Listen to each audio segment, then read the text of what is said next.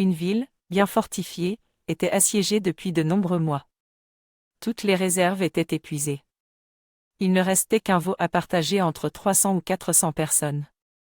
À bout de force et sans aucun espoir, les habitants allèrent voir la châtelaine du lieu pour qu'elle accepte la reddition, mais celle-ci refusa.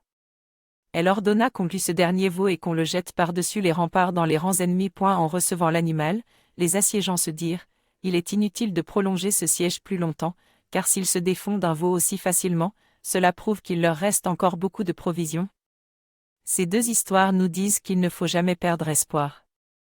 Tant qu'il reste une goutte, une possibilité de conscience, tout n'est pas perdu. Tant qu'il nous reste quelque chose, si peu que ce soit, on ne peut pas se déclarer complètement dans la misère.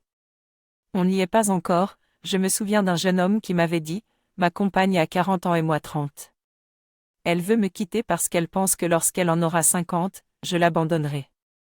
Cette femme voulait détruire le bonheur présent et se priver de 10 ans d'existence commune sous prétexte que 10 ans plus tard, ça ne pourrait plus continuer. On défait aujourd'hui en pensant à demain.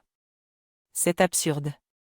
Combien de choses avons-nous défaites à cause du futur, en calculant que dans cet hypothétique avenir les choses évolueront mal? On se dit: puisque je vais tout perdre demain, autant m'en défaire tout de suite.